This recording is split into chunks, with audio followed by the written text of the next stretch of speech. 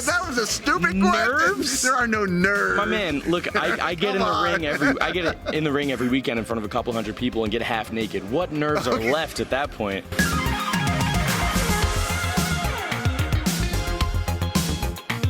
Hey guys, welcome back to another interview here on Toned In Entertainment. Today we're at 5 Star Pro Wrestling in New Jersey. And joining me here on the channel is definitely one of my favorite people in all of professional wrestling, Jarett Diaz. How you doing, Jarett? Tony, not only am I doing fantastic, but I gotta say, you saying that I'm one of your favorite people in wrestling feels so good because this is my favorite interview segment that I do all around the country.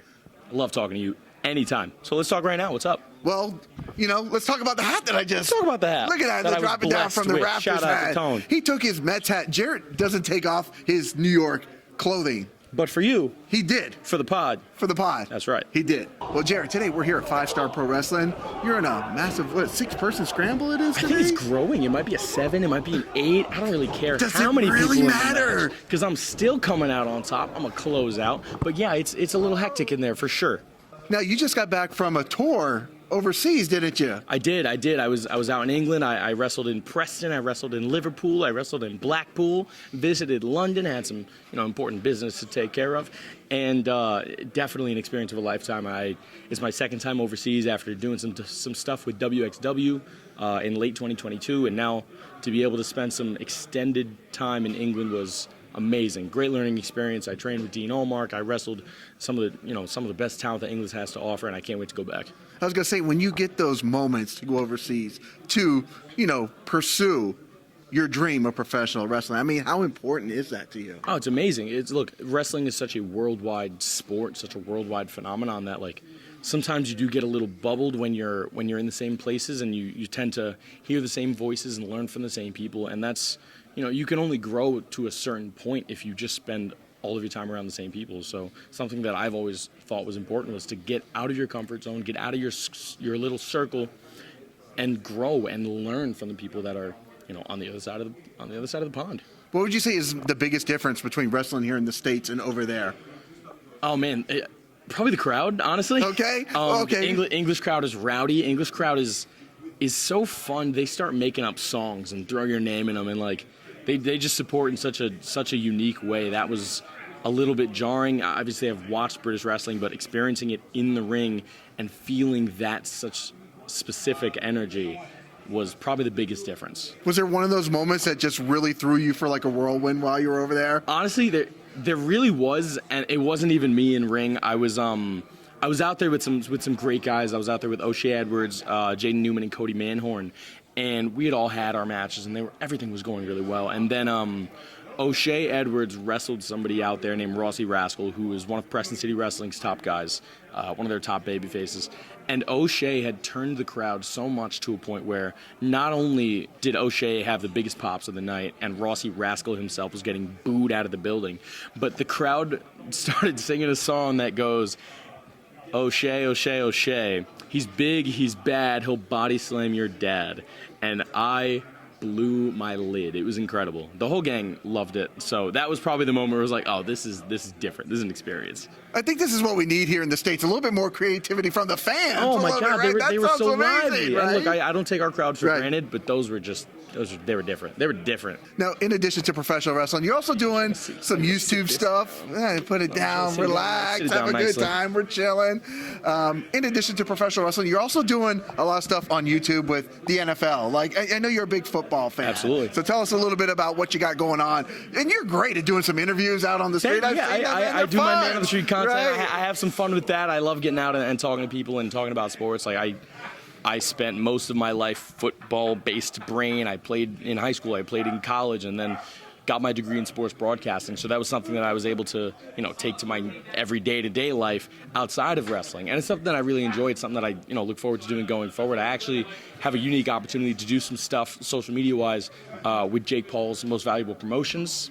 So I'm going to be doing that going forward. That'll be a lot of fun. That's sweet. That's an awesome opportunity that I just happened to get yesterday. So there's a little scoop breaking news right now. Okay. Shout out to the Tony exclusive. Okay. But yeah, so like, social media and sports broadcasting as a whole has been something that outside of wrestling has really filled my time and progressed me as a person. I was gonna say, when you see this all coming together, man.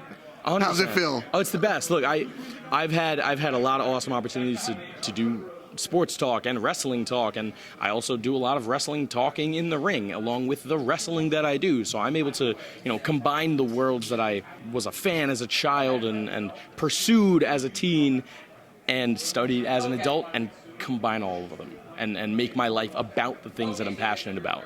When you're out there doing those interviews with random people, right? So how do you shake those nerves? Or do you just go for it? Nerves? That was a stupid question. There are no nerves. My man, look, I get in the ring every weekend in front of a couple hundred people and get half naked. What nerves are left at that point? Not me. Zero. That was the dumbest question I've ever asked. No, it's a fair question because most people would have nerves. Would get nervous about asking strangers. This is Jarett Diaz's third time on the channel. I should know better by now. No, nervous is not in my vernacular, but it is a challenge. It is a challenge to even still to walk up to random people and try to engage them in a way that they're going to be willing to give you their time, because it's more valuable than anything else in the world.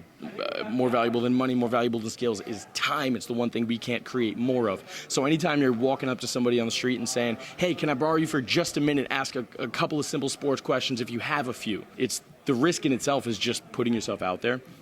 Something that I do to navigate is just go to a really populated place, because if he doesn't answer, he'll answer. If he doesn't answer, he'll answer. And I just have as many people as I can ask at once, because rejection is just part of it. It is.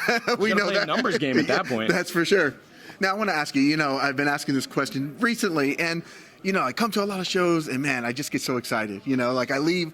I'm doing the interviews. As you should be. Right. I'm on a high. Wrestling's exciting. Right. And Pro wrestling's back, baby. It is 100% back. But when I leave, I have a hard time going to sleep at night. Like coming down at the end of the night. What is the secret for you? Oh man, usually the long drive at the end of the night.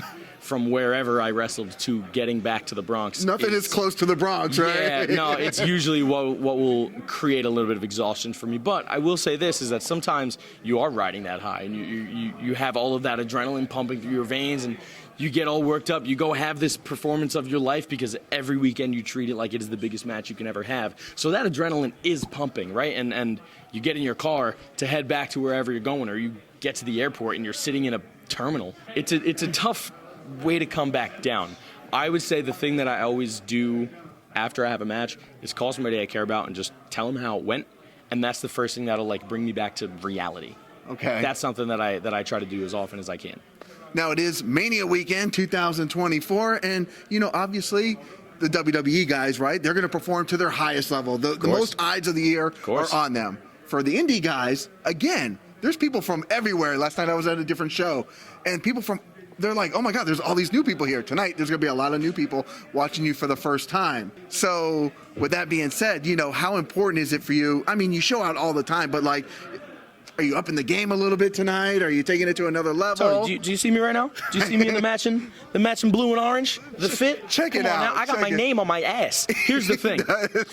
Here's the thing. You have to treat every weekend like it's the biggest match that you'll ever have. But this is Mania week, and so everybody is watching, right? You never know who's going to walk into the building. You never know what pair of eyes are going to find your product, find your performance. So are the stakes higher? Absolutely. Do I up my game? 100%. Because Mania week is special.